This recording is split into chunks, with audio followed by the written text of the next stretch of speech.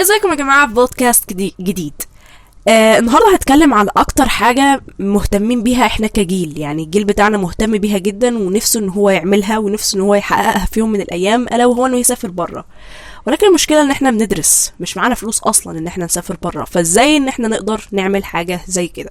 معايا النهاردة واحدة جميلة جدا سافرت ألمانيا وشوية دول في أوروبا، وكمان سافرت أمريكا، وكل ده ببلاش، وكمان مش بس كده، دي كمان كانت بتاخد مرتب. فهنعرف كل التفاصيل عن المنح او الاكسشينجز. ودي عباره عن حاجه من يعني بنروح مثلا دوله بره علشان نتعلم حاجه معينه، وبنقعد حوالي مثلا اسبوعين او شهر، وبنرجع تاني، وفي خلال الشهر ده انت بتاخد مرتب، بيكونوا هم في ناس مسؤولة عنك. فهنعرف بقى كل التفاصيل عن الموضوع ده. هل الموضوع آمن ولا مش آمن بالنسبة للبنت؟ ايه التفاصيل والورق المطلوب علشان تتقبل في الحاجات اللي زي كده؟ وكمان هل سهل اصلا ولا صعب؟ يعني اغلب الناس مثلا على السوشيال ميديا بتبين لك قد ايه ان الموضوع سهل انك تسافر بره، و وانت ليه ما سافرتش لحد دلوقتي؟ ده الموضوع بسيط جدا. فهنعرف هل هو فعلا الموضوع سهل وبسيط ولا لا، وايه هي الحاجات اللي مفروض تكون موجودة عندك علشان تقدر اصلا تسافر بره، وليه يختاروك انت وما يختاروش غيرك. فهي دي كل الحاجات اللي هنتكلم عنها النهاردة. بجد لو انت مهتم انك تعرف اي حاجة لها، يعني تعرف اي حاجة لموضوع الاكسشينجز او المنح او السكولرشيبس، يبقى لازم تسمع البودكاست ده. فقوم كده جيب حاجة تشربها علشان البودكاست هيطول شوية.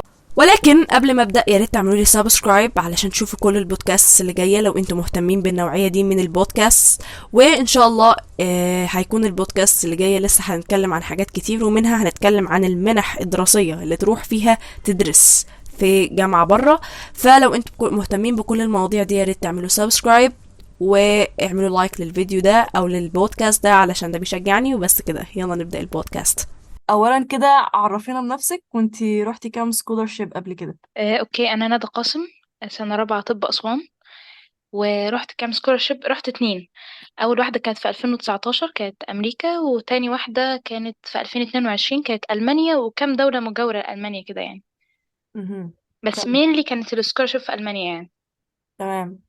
طيب، برضو في حاجة من الحاجات اللي احنا بنشوفها كتير على السوشيال ميديا الفترة دي، اللي هو احنا بنشوف ان الناس كتير بتسافر بره وبيحسسونا قد ايه ان الموضوع ده سهل، وان هو متاح جدا والناس بتروحه بكل سهولة. فهل الموضوع ده صح ولا هما بس بيعملوا كده علشان يجيبوا مشاهدات او اعلانات؟ بصي هقولك، لا هو الموضوع مش صعب، بس برضو مش سهل اللي هو بالطريقة اللي طالعة الترند اليومين دول يعني. بس في نفس الوقت هو مش صعب، هو لو حد بيحاول أو حاطط الهدف ده قدامه وبيحاول مرة واتنين وتلاتة، فهو الموضوع بيبقى سهل بصراحة يعني. بس لازم برضو الواحد يكون متقبل شوية فكرة الريجكشن، يعني لازم من كل 10 منح مثلا تقدمي عليها، توقعي ان في 9 هتترفضي فيهم وفي واحدة هتتقبلي. مهم. فهي محتاجة بال طويل انك تفضلي تقدمي كتير كتير كتير في كذا حاجة مختلفة عن بعض، بحيث ان لازم في واحدة منهم هتصيب، يعني فاهمة قصدي؟ مهم. وبصراحة مؤخرا الموضوع بقى متاح، يعني في ناس كتير بتعرفك السورسز اللي تشتغلي منها واللي تقدمي عليها. فالدنيا بقت أسهل من زمان. زمان كان الموضوع ده محدود شوية على فئة معينة من الناس وكوميونتي معين والكلام ده كله. فهو الموضوع مش صعب بس مش سهل قوي يعني. تمام.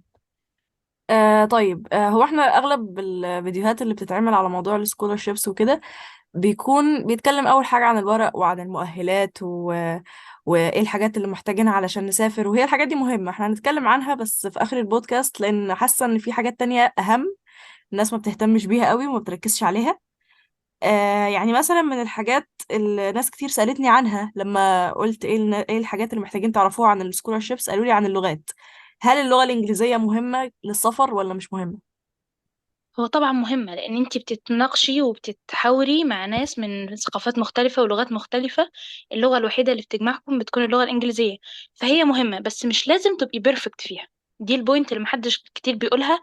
وان انا نفسي في الاول كنت شايفه الموضوع ايه، هيباه في الاول، عشان طبعا احنا هنا ايه، مدارس كنا حكومي شويه برضو والانجليش مش احسن حاجه. هو في قاعده كده ان انت على الاقل تقدري تتواصلي وتفهمي وتتكلمي بالانجليزي بس. مش لازم تبقي بيرفكت يعني، يعني بس مش على الاقل محتاج يبقى بقى في ان احنا لغه حوار.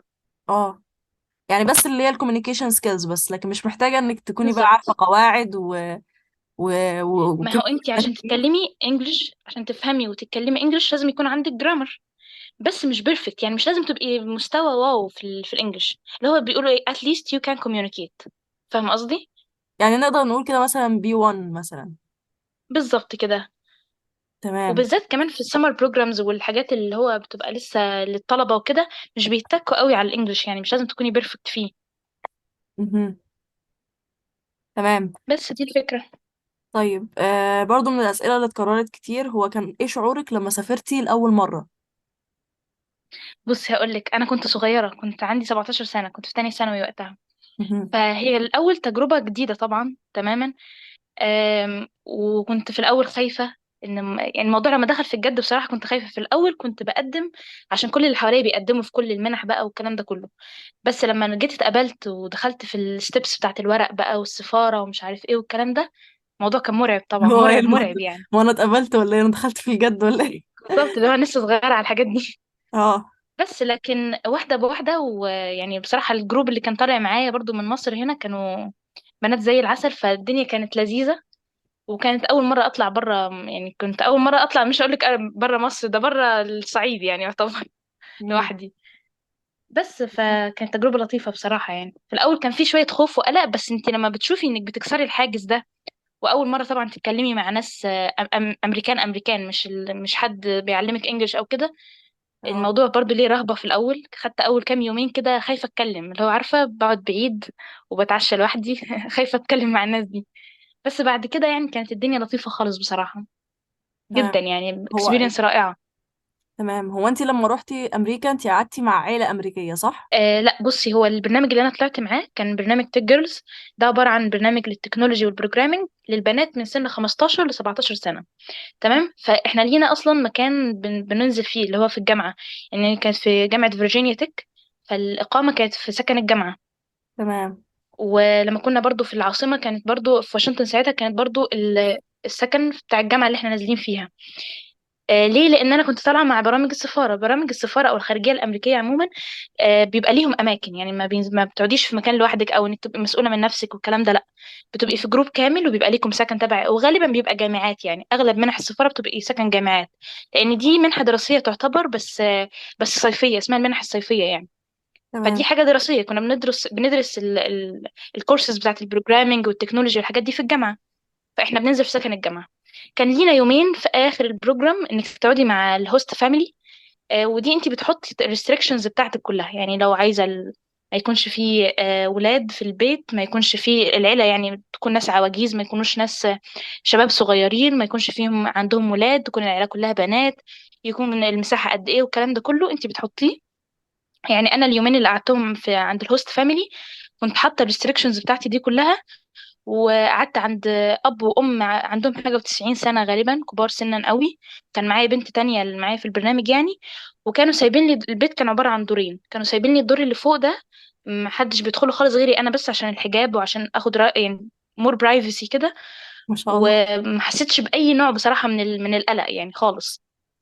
تمام. فدي كانت من الحاجات المريحة. وكمان يعني قبل ما اسافر برضو كانوا التيم بتاع السفارة هنا كانوا بيتواصلوا مع الاهل ويطمنوهم هنقعد فين، وفي حد هناك كان مشرف معانا برضو بيوصل للاهالي كل التفاصيل، احنا اتحركنا رحنا كذا، احنا قاعدين كذا، البنات بيتغدوا، البنات بيفطروا. كان في يعني بصراحة اهتمام رائع. بس ده للأسف بيبقى مع حاجات السفارة الأمريكية بس، يعني خليني أكون صريحة معاكي. الاهتمام ده والإشراف ده بيبقى بس مع برامج السفارة الأمريكية. يعني لما سافرتي المانيا ما كانش فيه الحاجات دي ولا ايه قصدك؟ لا، ما كانش طبعا بنفس مستوى الامان ده، لان برضو احنا كنا عندنا 17 سنه في وقت امريكا، فانت اصلا ما ينفعش تسافري لوحدك. لكن مهم. انا لما رحت المانيا كنت في ثانيه كليه، كنت كبيره شويه برضو. وبرضو كان في نوع من انواع الامان، بس مش زي حاجات السفاره الامريكيه، لان السفاره الامريكيه زي ما بقول لك بيطلعوا معاكي اشراف من مصر هنا، يعني مش بتسافري لوحدك اصلا من هنا. لكن في بتاعه المانيا احنا كنا الجروب اللي هنسافر مع بعض معانا المشرف بتاعنا، بس المشرفه دي يعني في سننا ممكن تكون فاهمه قصدي. اه. هي بس مندوب هيوصل وهيرجع. لكن تمام. في بتاعة السفارة الأمريكية كانوا باعتين حد من السفارة معانا يوصلنا وياخدنا ويتحرك بينا، ما كانش في أي تحرك ينفع تتحركي لوحدك. تمام. طيب برضو من اكتر الحاجات، الاسئله اللي انا ببقى نفسي اسالها لاي حد بيسافر بره، وكمان بنات كتير جدا بتبقى عايزة تعرف الموضوع ده. موضوع ان الواحد يسافر، بنت تسافر لوحدها، ده مش حاجة سهلة يعني، مش موضوع مش سهل كده. ف وخصوصا لان بنبقى خايفين يعني، لما مثلا احنا ممكن نتعرض لمضايقات، او ممكن ان احنا نتعرض لمشاكل هناك بره ما نعرفش نحلها. فممكن مثلا تحكي لنا ايه طبعا الحاجات اللي طبعا. ممكن نتعرض لها لما نسافر بره مثلا؟ بصي، هو الأول إن ده طبيعي جدا إن كلنا نبقى خايفين، وبالذات إن إحنا كبنات وأهالينا كمان يكونوا خايفين. فأنا نفسي يعني أهلي مش بيرضوا لي بصراحة برضو في أسافر في أي حاجة ما يكونش فيها إشراف كويس أو إشراف مضمون. يعني مثلا أنا كنت في منح كتير خالص قابلت فيها، بس كنت ممكن شرط إن أنا هروح لوحدي لحد البلد دي مثلا، فدي كان حاجة مرفوض بالنسبة لهم، إن أنا أسافر لوحدي تماما، ما يكونش في حد مشرف عليا يرجعوا له. و... وفي حاجات كنت المفروض انت تحجزي اوتيل لوحدك مثلا او حاجه زي كده، برضو ده ما كانوش بيرضوا لي على اي منحه يكون فيها الكلام ده. فانا الحاجات اللي طلعتها كلها كانت عباره عن في ناس بتحوطنا. يعني السكن اللي انت نازله فيه ده سكن جامعه، فانت معاكي اشراف جامعه ومعاكي اشراف سفاره، واشراف السفاره ده بيبقى مشدد جدا طبعا، امم. فما بيبقاش في اي حاجه مقلقه. وفي وقت المانيا كانوا كل اللي معانا اغلبهم عرب، واغلبهم برضو يعني اي حاجه كنا بنحتاجها كنا بنرجع للمشرف اللي معانا. فكانت الدنيا برضو ايه محكومة. ما جربتش ان انا اخد التجربة لوحدي تماما دي بصراحة، اللي هو فري قوي كده، فما جربتهاش. لذلك انا ما تعرضتش لاي مضايقات يعني في المرتين اللي سافرت فيهم. ما حصليش اي موقف مثلا صعب. بس انا اعرف يعني قبل ما نمشي برضو كانوا بيدونا زي شوية تعليمات كده. انت لو حصل معاكي كذا كذا كذا، فانت لازم يكون معاكي حد. يعني هتلاقي يا اما مشرف البرنامج معاكي، يا اما حد من حتى لو مش مصري، حد من البرنامج، الناس اللي عاملين البرنامج اصلا في البلد دي بيبعتوا معاكي حد. فانت مثلا الباسبور بتاعك ضاع، اتسرقتي، اتعرضت لاي مضايقه، حصلت معاكي مشكله اي حاجه، فانت في حد هيتصرف لك. فاهمه قصدي؟ مش ما فيش حاجه تعرفي تتصرفي فيها لوحدك. ليه؟ لان دي زي ما بقولك دي عباره عن سمر بروجرام.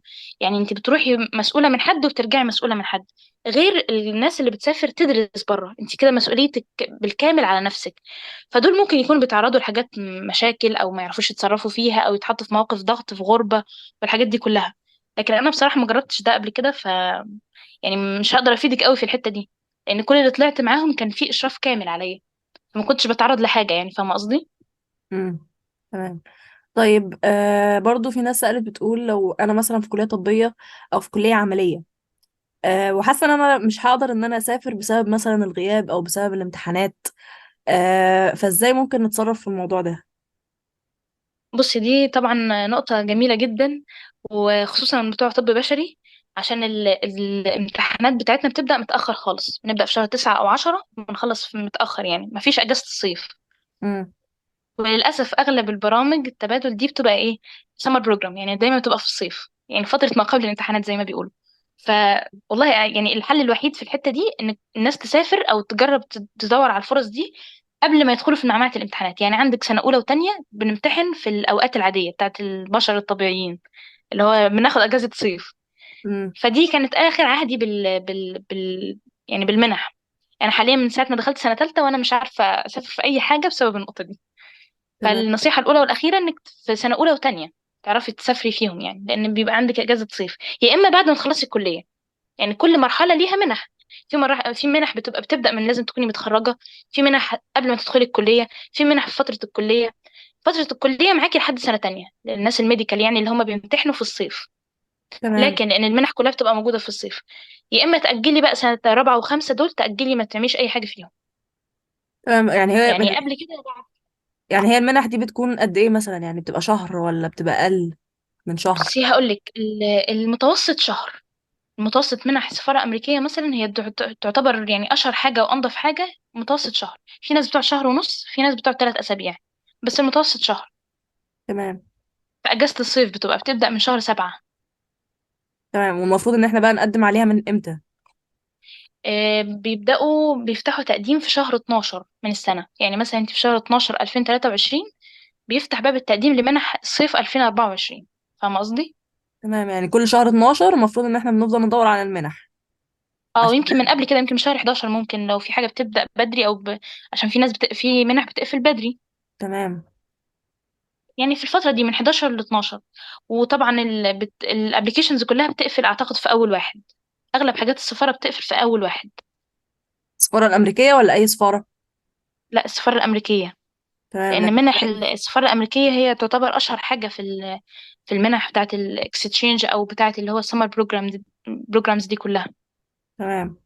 لكن باقي السفارات ممكن تكون مثلا في اوقات زي كده، ولا خلاص برضو بتبقى قفلت؟ هو انا ما اعرفش اصلا باقي السفارات بصراحه بيعملوا برامج البرامج الصيفيه دي ولا لا، بس هي المعروفه قوي امريكا، لان هم عندهم يعني في سيكشن كامل اسمه برامج التبادل الخارجيه الامريكيه. تمام. فدول بيعملوا يعني مخصصين قوي في كده. ما اعرفش باقي السفارات في باقي الدول بصراحه عاملين البرامج دي ولا لا. تمام. طيب برضو من الأسئلة المهمة جدا اللي هو هل هي منحة فأنا هدفع فلوس في أي حاجة، ولا أنا خلاص بقى هعتمد عليهم اعتماد كلي، ولا أنا هحتاج فلوس برضو علشان أسافر؟ هقول لك دي بتعرفيها بايه. بتسالي المنحه اللي انت طالعاها دي اصلا بتدي بوكيت ماني ولا لا مثلا. يعني مثلا برامج السفاره الامريكيه اغلبها او لم يكن كلها بتدي بوكيت ماني. يعني ايه البوكيت ماني؟ بتديكي مصروف ايدك، وهم بيتكفلوا بكل حاجة. يعني بيتكفلوا بالطيران وبالإقامة وبالأكل وبالشرب والتنقلات والفسح وكل ما يخطر على بالك هم بيتكفلوا بيه.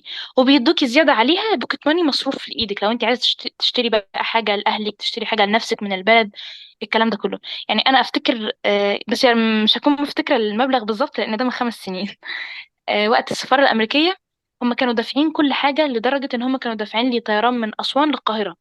يعني كان ممكن اروح قطر عادي من القاهره ونتحرك كلنا، الجروب كله بيتحرك من مطار القاهره. لا لدرجه هم يعني ما وافقوش ساعتها ان انا اروح بقطر، وحجزوا لي طيران من اسوان لحد القاهره. فحتى الحاجات الصغيره دي هم بيرتبوها وبيحجزوها. وكانوا مدينا بوكيت ماني مش فاكره بالظبط كام دولار بصراحه، بس كانوا مكفين وزياده. يعني كانت فضلت معايا فلوس زياده ساعتها. اي تمام. نعم، وانتي مسافره هتحتاجي تاخدي حاجه للظروف وللضمان، بس تبقي عارفه ان دي مش هتقربي منها. يعني فاهمه قصدي؟ تمام. طب بما إن المنح الأمريكية جميلة كده وما فيهاش تقريبا يعني أي حاجة، يعني فيها موفرين لك كل حاجة، بس متهيألي إنها ممكن تكون أصعب منح ممكن تتقبلي فيها، ولا برضه ممكن تكون اه سهلة؟ طبعا. اه اعلى تنافسيه هي تنافسات منح السفاره الامريكيه. تمام. لان هي معروفه قوي، وتشتغل في كذا دوله. فهتلاقي كل برنامج بياخد على يعني ماكسيمم 4 أو 5 من مصر، لان هي مم. بتشتغل في كذا دوله، بتاخد من كذا دوله. تمام. فبتبقى التنافسيه فيها عاليه. وزي ما قلت لك هي بتوفر كل حاجه، كل ما تشتهي الانفس حرفيا. ودرجه امان فيها اعلى درجات الامان هي في برامج السفاره الامريكيه. يعني بيبقى عليكي إشراف كويس خالص، وبيتابعوا مع الأهل يعني أنا فاكرة وقتها برضو كان المشرفة اللي معانا بتتابع مع يعني أمهات البنات لدرجة إن هم دلوقتي بيتغدوا، دلوقتي اتحركوا رايحين ياخدوا سيشن مش عارف كذا، دلوقتي اتحركنا من مدينة كذا رايحين مدينة كذا عشان في جولة. م- انت فاهمة قصدي؟ التفاصيل اه. الصغيرة دي في حد بيملي أهلك التفاصيل دي نيابة عنك. فاهمة قصدي؟ تمام. طب ممكن مثلا فالحاجات تقول دي مش لنا بتتوفر للأسف غير في حاجات السفارة الأمريكية. طب ممكن مثلا تقول لنا overall ايه المؤهلات اللي بيحتاجوها، يعني ممكن يكونوا محتاجينها اذا بصي، كان. رقم واحد السي في يكون فيه يعني على قدر على قد ما الواحد يقدر يدخل في student activities. لان الحاجات دي بتفرق جامد جامد. يعني هما مش بيهتموا قوي بانك مثلا جايبه جي بي اي كام، ولا انت متفوقه في دراستك ولا لا. الحاجات دي ممكن تبقى اخر حاجه بتبص عليها. اهم تمام. حاجه عندهم انك تكوني في student activities وتكوني محققه حاجه. يعني تكوني تثبت لهم ان انت بتعرفي تتعاملي. الكوميونيكيشن سكيلز بقى والليدرشيب والحاجات دي كلها مهمه جدا جدا جدا يعني. كل ما بقيتي منخرطة أكتر في المجتمع بتساعدي، بتدخلي في حاجات فولنتير وحاجات زي كده. الحاجات دي بتفرق جامد جامد. يعني دي ممكن تخلي حد يتقبل وحد تاني لأ خالص. تمام. فدي أول بوينت، إنك والحاجات تكوني. تمام، كملي افتكر خلصتي. اه، البوينت التانية بقى. وتاني البوينت التانية إنك تبقى عندك ثقة في النفس وإنت بتتكلمي. يعني دي حتة مهمة قوي قوي قوي. الانترفيو بتاع السفارة في الآخر آه، مش بيقيسوا إن أنت مؤهلة ولا لأ، على قد ما بيقيسوا ثقتك في نفسك وإنت بتتكلمي. حتى لو عندك غلطات، يعني حتى لو انت عكة الدنيا، بس خلي عندك ثقة. فاهمة قصدي ايه؟ اه، فاهم. تمام. وثالث بوينت الابلكيشن اللي انت بتمليه ده، دي كرايتيريا مهمة جدا. مم. الابلكيشن انك بتملي الاسئلة، اللي تجاوبي على الاسئلة بطريقة منظمة، بتغطي كل الاسئلة اللي موجودة. يعني في مثلا سؤال بيبقى بيتضمن اجابتين جواه. يعني السؤال نفسه منقسم لجزئين. في ناس لو انت بتقري السؤال بسرعة وبتكتبي بسرعة الإجابة هتجاوبي أول سؤال، انت مش واخدة بالك ان السؤال من جواه يعني بيطوي سؤال تاني. انت لازم تجاوبي كل حاجة بيكلمها لك بيقولها لك السؤال، فاهمة قصدي ايه؟ اه تمام. فالابليكيشن مهم خالص يعني. اول فلتريشن بتحصل على الابليكيشن. تمام. وانك تكوني واضحه برضو يعني ما تعوميش الدنيا. في منهج كده متبع شويه، وخصوصا في الشباب الصغيرين يعني سنهم صغير شويه، ان هو يتوهك في الاجابه بحيث انك ما تبقيش فاهمه هو بيقول ايه، تديله مثلا بوينت كويسه، او تحسي ان هو بيتكلم في كلام مهم بس هو مش بيقول حاجه مهمه. الكلام ده لا، يعني ده لا خالص. بقدر الامكان الاجابات تكون واضحه. تمام. طب انتي هل جربتي انك مثلا تاخدي كورس اعداد قبل ما تجربي انك تقدمي على منح، ولا انتي الموضوع جه معاكي كده؟ لا خالص. لا خالص. هو الفكره هقول لك الموضوع جه معايا ازاي. احنا ايام المدرسه كنا في مدارس ستيم، فكان الموضوع ده دارج قوي يعني، دارج قوي ان كل الناس بتقدم على كل المنح اللي في الدنيا. تمام. فانا في الاول خدت طبعا كميه ريجكشنز رهيبه. كل ما اقدم في حاجه ريجكتد ريجكتد ريجكتد ريجكتد. بس انا اللي حواليا كلهم بيقدموا فبقدم، فاهم قصدي؟ يعني انا مش مهتمه قوي بس اللي بقدم زي الناس دي. تمام. فجت في مره بقى في واحده فيهم، يعني بصراحه حطيت فيها مجهود يعني، احترمتها كده، فاهمه قصدي؟ امم. وقدمت وكنت مركزه قوي في الابليكيشن والكلام ده كله. وبس اللي هو يعني عديت فلتريشن من التانية للتالتة للرابعة لحد ما دخلت الانترفيو في الآخر، ولحد ما الحمد لله اتسهلت يعني واتقبلت.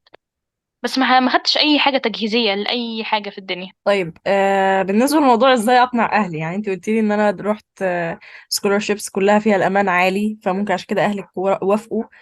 بس يعني برضو موضوع ان اصلا البنت تسافر بره ده مش اي اهل ممكن يقبلوا بيه، فهل الموضوع كان سهل معاكي ولا كان صعب، وازاي اقنعتيهم؟ بصي هقول لك حاجة. أنا يمكن اللي فادني في النقطة دي برضو إن أنا أصلا كنت مغتربة في الوقت ده. يعني أنا كنت في المدرسة دي داخلية.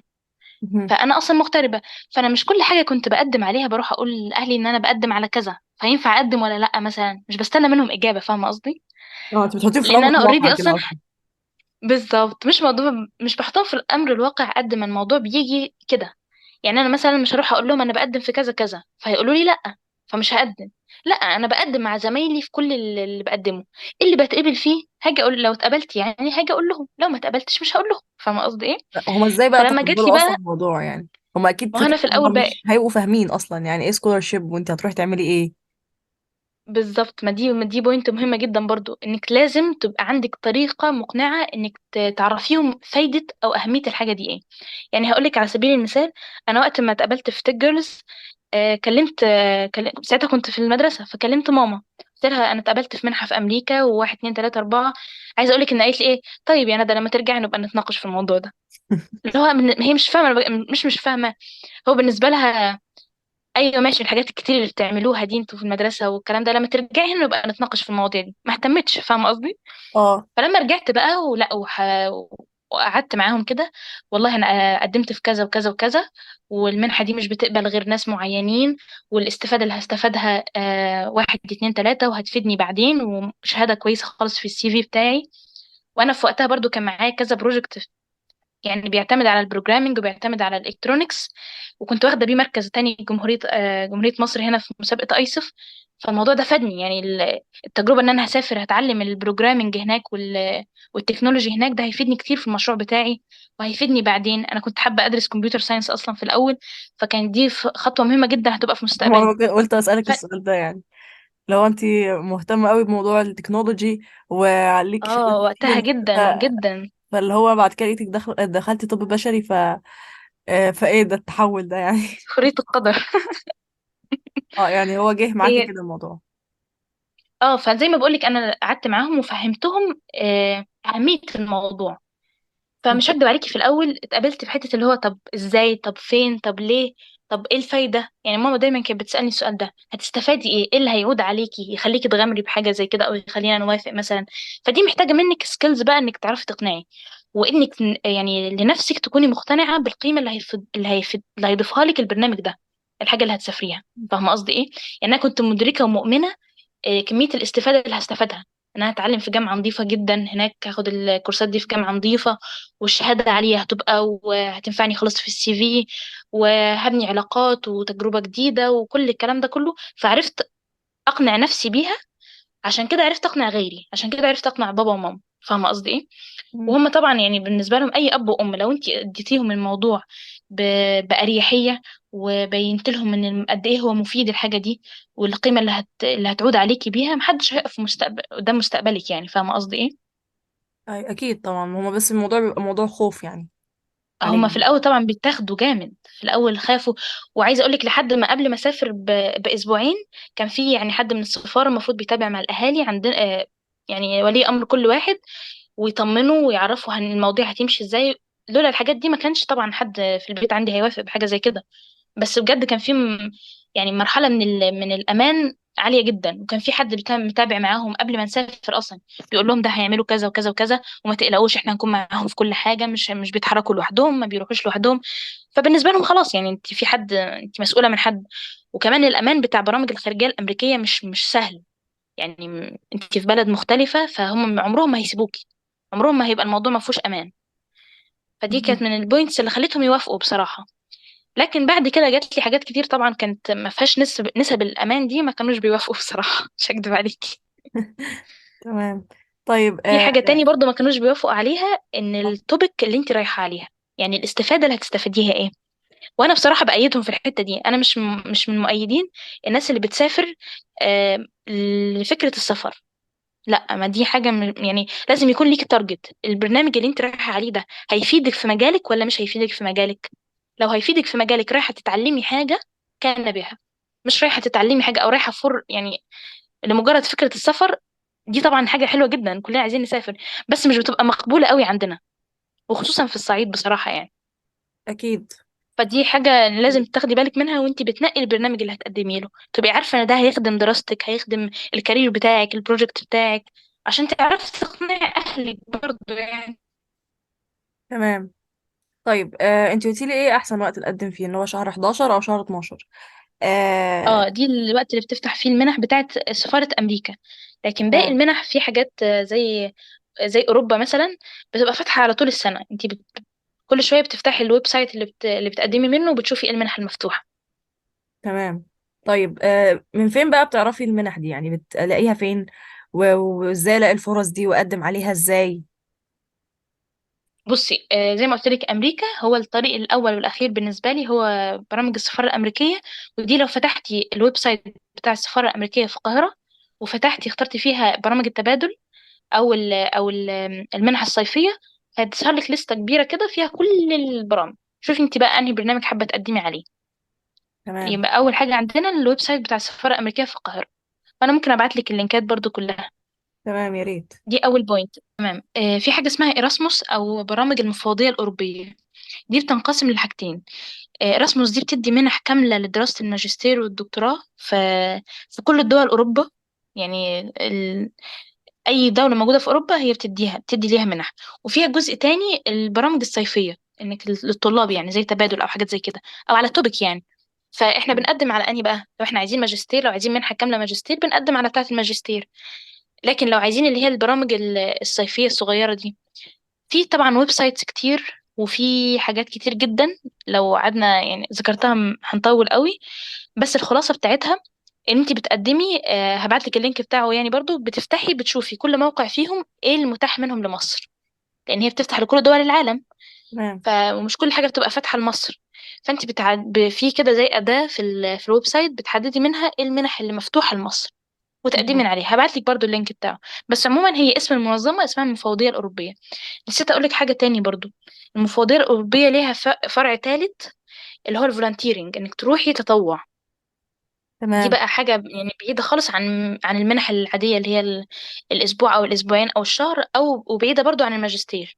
دي إنك بتروحي تتطوعي في البلد، وتاخدي مش عارفة تقريبا من 6 شهور لسنة، وبيبقى ليكي أجر مادي، و يعني just for culture exchange. فاهمة قصدي إيه؟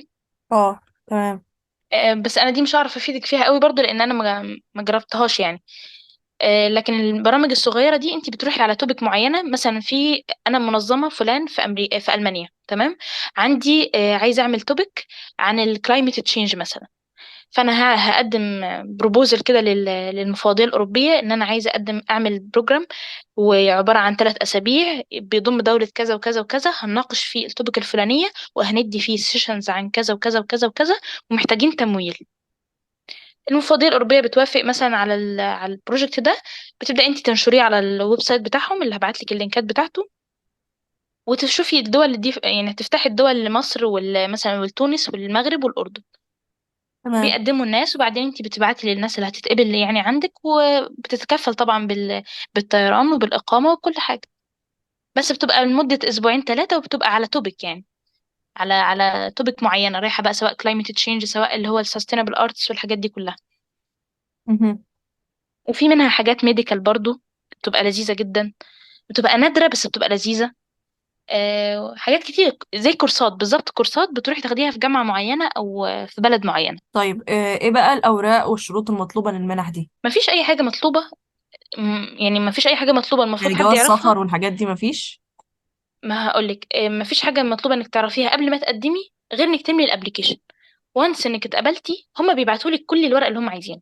بيبعتولك إن هما محتاجين منك صورة كذا وكذا وكذا وبيان قيد وقيد عائلي ووظيفة الأب ووظيفة الأم. الحاجات دي مش بتتجهز من دلوقتي، يعني ما ينفعش حد يجهزها قبل ما يقدم، لان كل منحه بتحتاج ورق مختلف عن التاني. يعني الورق المطلوب للفيزا، التأشيرة بتاعت أمريكا، غير اللي مطلوب للشنجن بتاعت أوروبا. فأنت الحاجات دي كلها مش ما بتمثلش أي عائق. ما بتمثلش أي عائق. أنت بعد ما بتتقبلي هما بيبعتولك إيميل فيه كل اللي أنت عايزاه. مطلوب منك 1 2 3 4 5 6 وما إلى ذلك.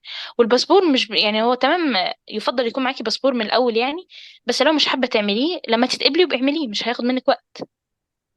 لكن تمام. وانتي بتقدمي على المنحة نفسها مش بيحتاجوا منك الباسبور ولا يحتاجوا منك أي حاجة من الكلام ده يعني. تمام. نيجي بقى لآخر سؤال، ايه الحاجات اللي اكتسبتيها من السفر؟ بجانب طبعا التوبيك اللي انتي مسافرة عليها، يعني لو انتي مسافرة على أنا مثلا سافرت على البروجرامينج والتكنولوجي، فأنا الموضوع ده قواني في المجال ده. تمام. بقيت أفهم كويس البروجرامينج والتكنولوجي. بجانب بقى الحاجات دي، التوبيك المعينة اللي انتي مسافرة عليها، انك بتعتمدي على نفسك، دي بوينت جامدة جدا يعني. وانك بتختبري مبادئك. فدي كانت بالنسبه لي من المرات القليله اللي عرفت حقيقه نفسي فيها، الاوقات اللي سافرت فيها. لان انت بتعرفي الحاجه دي هتعمليها دلوقتي ولا مش هتعمليها. مش هتعمليها المره دي مش عشان بابا ولا ماما ولا عشان اخويا ولا عشان الناس. مش هعملها عشان عارفه ان ده مثلا مش صح. ومش هعملها عشان انا مؤمنه ان الفكره دي غلط. مش عشان حد ضغط عليا. فاهمه قصدي ايه؟ فدي اهم حاجه، تختبر مبادئ الانسان وتعرفه على نفسه. حته السفر دي تتعرضي لكمية ثقافات مختلفة وعادات مختلفة وأفكار مختلفة عنك. سهل جدا إنك تبقي منساقة حوالي، يعني منساقة ليها. وسهل جدا برضو إنك تحافظي عليها. فأنت تمام. تبقي ده. دي كانت حاجة انترستنج جدا بصراحة بالنسبة لي يعني. وتاني اكيد. حاجة طبعا إنك تتعرضي لثقافات مختلفة كتير قوي، بتفتح المخ بطريقة بجد مش طبيعية. بتعرفي تتقبلي الآخرين بمعنى أصح. يعني أنا في الأول كنت برضو إيه، اتربيت على 1 2 3، فخلاص هو ده بالنسبة لي الصح. ما جربتش إن أشوف الصح بتاع حد تاني، بتاع ثقافة مختلفة عني، بتاع عادات مختلفة عني، بتاع بلد مختلفة عني. مش لازم أتطبع بده، بس على الأقل لازم أتقبل ده.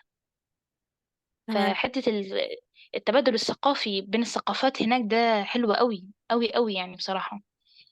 وتاني حاجة وتالت حاجة إنك بتكسري رهبة التعامل بالإنجليش. بالنسبة لي دي كانت بوينت رائعة، لأن أنا كان عندي عقدة من الإنجليش رهيبة. لما كنت في ألمانيا كنت ف بتتعاملي بالإنجليش برضو؟ اه الرضي ان هم يتعاملوا لأن معاك، بس بسمع كتير ان الألمان ما بيحبوش يتكلموا أي هم لغة. صعب. ماشي، دول الألمان اللي بره، لكن البروجرام اللي أنا فيه ده جاي من 13 دولة. فكل واحد فينا جايب لغته، فاللغة الأم لينا هي تبقى الإنجليزي مش الألماني. بس البلد نفسها إنك تتعاملي بالذات الناس الكبار سنا دول، يعني ممكن لو قلتي له جود مورنينج بيبص لك بصه اللي هو انت بتشتميه، ايه اللي بتقوليه ده. فهم صعبين قوي الالمان بصراحه في الحته دي قوي. بس يعني احنا برضه كناش بنتعامل مع الالمان كتير، كنا بنتعامل مع الناس اللي في البروجرام اكتر من ما بتعامل مع الالمان اللي في الشارع يعني. بس يعني ما يعني كنتيش ده بتنزلي ده مثلا طبيعي قوي ان السوق؟ هم يكرهوا اي حد ما بيتكلمش. ما كنتيش مثلا بتنزلي السوق مثلا، تروحي السوبر لا ماركت؟ ماشي، لما بروح السوبر ماركت بيبقى معايا حد من البروجرام بيتكلم ألماني. وبعدين هم هناك انت مش بتحتاجي تتكلمي ألماني، انت بتاخدي الحاجة من على الرف وتروحي تحطيها قدام الكاشير وتديله فلوس يديكي الفلوس بدون أي لغة حوار. بس لكن ما بروحش السوق او اجيب طلبات او كده، لا، لان انا كنت نازله في سكن جامعه والبروجرام بيوفر لنا الاكل والشرب وكل حاجه، فما بحتاجش يعني ان انا انزل لوحدي في حاجه بصراحه. تمام. انت قلتي ساعتها لما روحتي المانيا انت روحتي كمان بلد مجاوره، روحتي فين؟ اللي هي جمهوريه التشيك جنب المانيا. ورحت برضو النمسا. التشيك دي بلد جميله جدا جدا جدا، مش واخده حقها بصراحه في وسط دول اوروبا. بس هي بلد حلوه جدا وفيها حضاره رهيبه. وهي من الدول القليله قوي قوي قوي اللي ما تاثرتش بالحرب العالميه. فهي محافظه على التراث بتاعها. تمام. فبصراحة كانت لذيذة جدا جدا جدا يعني. حاجة كده كأنك ماشية في شوارع 1900 مثلا، أو 1800 كمان. تمام. طيب ممكن بقى تقولي لنا لو مثلا في حاجات تحذرينا منها قبل السفر بره؟ أول حاجة إن الواحد يعني ما يتغيرش قوي. دي حاجة مهمة جدا. يعني احنا عارفين طبعا إن كل واحد آه، بيتشكل بالبيئة اللي حواليه. فأنت لازم تبقي تعرفي تحافظي على مبادئك كويس، بالذات البنات يعني لازم تبقي عارفة انت مين وهويتك ايه. يعني الهوية العربية دي بجد مميزة جدا، مميزة قوي قوي. فحاولي بقدر الإمكان إن أي حد يسافر ما يفقدش الهوية بتاعته، ما ينخرطش مع الحاجات اللي حواليه زيادة عن اللزوم. دي أول حاجة. وتاني حاجة إنك تحاولي تمارسي إنجليش كتير قبل ما تسافري، عشان ما تاخديش يوم أو يومين مخضوضة في الأول. مهم. دي حاجة مهمة. وتاني حاجة إنك تقري كويس أو تسمعي فيديوهات كويسة عن البلد اللي انت رايحة لها، العادات بتاعتها، الثقافات بتاعتها، ايه مهم. بيتعمل وايه ما بيتعملش. في حاجات عندنا هنا في مصر بتبقى عادية، بالنسبة لهم هناك جريمة كبرى. يعني موضوع انك تعدي والإشارة مش للمشاة، يعني دي جريمة جريمة بره. فدي مهم. من الحاجات الغريبة جدا. ممكن تاخدي فترة كده اللي هو طب ما عدي عادي، الشارع فاضي يعني، بجد بجد الشارع فاضي. ايوه، ما احنا يعني مثلا أنا بلاحظ ده في السياح، اللي هو بيكون لسه الاشاره مفتوحه، العربيات بتعدي وانا بروح اعدي بحسهم بيبصوا لي بصه غريبه، اللي هو انت ايه اللي بتعمليه ده؟ ايوه اللي هو انت ايه الجنان اللي انت فيه ده؟ ده ايوه. بجد والله. والفكرة ان ممكن يكون الشارع فاضي، بس لا معلش احنا هنستنى الإشارة تفتح للمشاة عشان نعدي. مهم. فأي حد بيكسر الحتة دي عندهم بيبصوا له بصة غريبة كده. فأنت لازم تحترمي برضه ثقافة البلد اللي أنت رايحة لها. مهم. يعني أنا فاكرة في أمريكا في الشوارع الجانبية كده، أنت حتى ما فيش إشارة تمام، بس أنت بتعدي والعربية جاية من بعيد، مع إن ده مش يعني دي مش مكان إشارة، فهي ما فيش مشكلة إن هي تعدي. بس بجد أنت حتى لو واقفة مش بتعملي أي حاجة هتلاقي العربية وقفت لك. لا اتفضلي عدي أنت الأول. مهم. بيحترمونا، فاهمة فاهمة قصدي إيه؟ ايوه. فدي مصر من مش بعيد الحاجات يحطونا اللي وش. بالظبط. فدي من الحاجات اللي هتبقى زي كالتشر شوك كده في الاول، اللي هو ايه ده يعني انت يعني بذمتك انت بالبي ام دبليو بتاعتك واقف لي اه والله. فدي من تمام. الحاجات المهمه انك تقري ثقافه البلد وتعرفي اهلها بيتعاملوا ازاي، تعرفي ايه الحاجات اللي ما ينفعش تتعمل والحاجات اللي ينفع تتعمل. ميزه برامج السفاره برضو هو قبل ما بتسافري بيدوكي زي كتيب كده في كل حاجه بقى، تقعدي كده تتسلي عليه، تاخدي لك يوم في ايه اللي بيتعمل وايه اللي ما بيتعملش وايه العادات والتقاليد والحضاره وكل حاجه. مهم. لكن باقي البرامج يعني سواء اوروبا او كده انت بتبقى محتاجه منك مجهود سيكا، وبرضه حاجه ممتعه يعني انك تعرفي تقري عن البلد وعن ثقافه البلد. ولو في عندك مثلا البرنامج اللي هتروحيه ده فيه حاجه جوله ثقافيه او جوله ترفيهيه او كده، جميل قوي انك تقري عن المكان اللي هتروحيه قبل ما تروحي تبقي فاهمه المكان ده عباره عن ايه وقيمته ايه تبقى بتختلف غير انك رايحه وخلاص، انك رايحه تتفسحي وخلاص. دي من الحاجات الحلوه قوي برضو يعني. في حاجة انت عايزة تضيفيها مثلا؟ لا زي الفل. شكرا والله، شكرا جدا بجد، افدتينا معلومات كلها بجد كانت مفيدة. العفو العفو على ايه، تسلميلي انت وربنا اللي بجد البودكاست بتاعك جامد جدا، والشانل بتاعت اليوتيوب برضو ما شاء الله يعني، ف keep going. يخليك، ان شاء الله ان شاء الله يكون البودكاست فاد ناس كتير، و... بإذن الله. ويعني اي حد استفاد من استفاد من البودكاست يقول لنا تحت في التعليقات، او اي حد سافر بسبب البودكاست ده برضه يا ريت يكتب لنا تحت في التعليقات. وبس كده بجد، شكرا جدا، وان شاء الله نتقابل في العفو بودكاست العفو على تاني. ايه بس. لسه في حاجات كتير بإذن الله. نستفاد منها، نستفاد منك فيها يعني، فشكرا تسلميلي. جدا. العفو على ايه يا مرة، انا اللي مبسوطة اني كنت معاكي والله. وانا اكتر والله. وبس كده يكون خلص البودكاست بتاعنا النهارده. لو البودكاست عجبكم يا ريت تعملوا لي لايك، وكمان لو عايزين تشوفوا باقي البودكاست وكمان الفيديوهات اللي انا بنزلها على اليوتيوب تقدروا انكم تعملوا سبسكرايب، وكمان يا ريت تعملوا لي فولو على الانستجرام وعلى التيك توك. بجد هناك بقدم فيديوهات جامده جدا، واليوزر نيم بتاعي هيكون تحت في الديسكربشن بوكس. واشوفكم بقى في فيديو جديد او بودكاست جديد. سلام.